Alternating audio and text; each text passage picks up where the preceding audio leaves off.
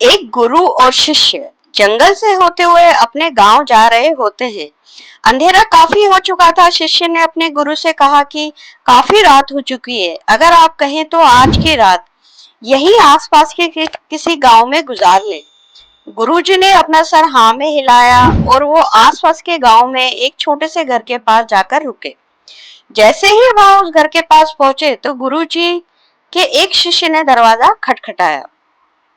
उस घर से गरीब आदमी बाहर आया तो गुरुजी ने बोला, हम अपने गांव जा रहे थे लेकिन रात काफी होने की वजह से हम आज रात इसी गांव में रुकना चाहते हैं। क्या हम आज की रात आपके यहाँ रुक सकते हैं? गरीब आदमी बोला, हाँ हाँ, क्यों नहीं, आप दोनों अंदर आ जाइए। अब जैसे ही गुरुजी अंदर गए उन्होंने देखा कि उस आदमी के घर में बहुत ज्यादा गरीबी थी। गुरुजी ने उससे पूछा कि आप काम क्या करते हो? वह गरीब आदमी बोला कि मेरे पास बहुत सारी जमीन है।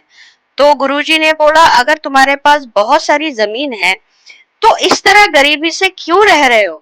वह आदमी बोला, यह जमीन किसी काम की नहीं है। गांव वाले बोलते हैं कि ये बंजर जमीन है, यहाँ पर कुछ भी फसल उगाई नहीं जा सकती और इस फसल जमीन पर फसल उगाना बहुत बड़ी बेवकूफी है। गुरुजी ने बोला कि तुम्हारा गुजारा कैसे होता है? उसने बोला, मेरे पास एक भैंस है जिससे मेरा पूरा घर जैसे तैसे चलता है। ये सुनने के बाद गुरुजी सो जाते हैं और रात में जब सब लोग सो रहे होते हैं तब गुरुजी अपने शिष्य को उठाते हैं और उस गरीब आदमी की भैंस को अपने साथ लेकर अपने गांव चले जाते हैं। शिष्य अपने गुरु से पूछता है कि गुरुजी, कहीं आप ये गलत तो नहीं कर रहे हैं? उस आदमी की रोजी रोटी इसी भैंस की वजह से चलती है। तो गुरुजी अपने शिष्य की ओर देखते हैं और मुस्कुराते हुए आगे बढ़ जाते हैं। शिष्य गुरु से कुछ और पूछने की हिम्मत नहीं करता है। इस बात को तकरीबन 10 साल गुजर जाते हैं और जो गुरु का शिष्य था वह अब बहुत बड़ा गुरु बन चुका था। तो एक दिन उसे उस गरीब आदमी की याद आती है कि मेरे गुरु ने उस आदमी के साथ अच्छा नहीं किया था।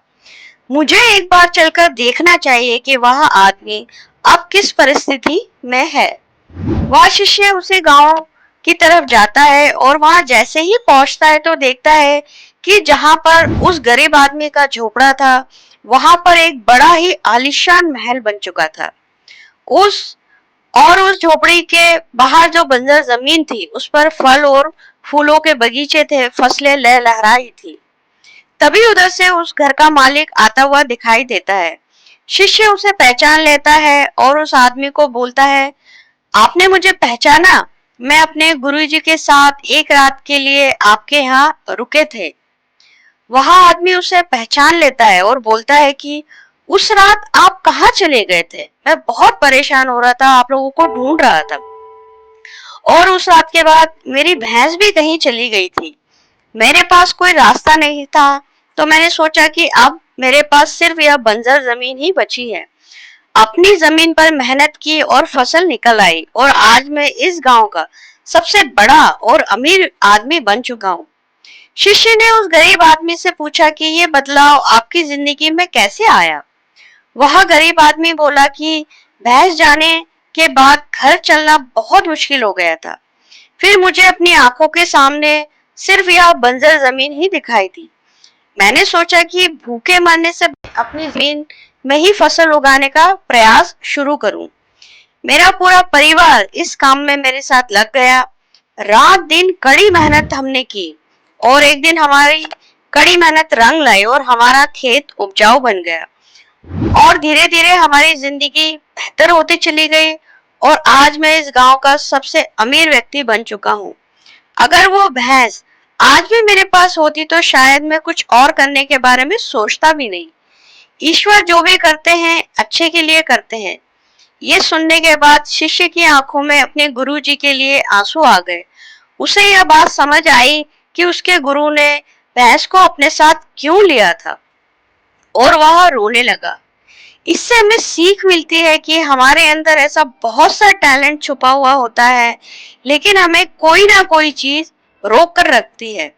वो आपकी फैमिली भी हो सकती है, आपके फ्रेंड्स भी हो सकते हैं, आपकी जॉब भी हो सकती है या कुछ और भी हो सकता है। देखिए, चेक करिए, आपके पास भी तो कोई ऐसी भैंस जैसी कोई दूसरी चीज तो नहीं है जिसने आपको आगे बढ़ने से रोक कर रखा हुआ है, आपको बांध रखा है। दोस्तों, अगर आपको हमारी ये प्रस्तुति पसंद आई हो तो हमें कमेंट करना ना भूलें। लाइक करें, शेयर करें और हमारे चैनल को सब्सक्राइब करें। अब मैं आपको मिलूंगी अगले वीडियो में एक नई कहानी के साथ। धन्यवाद।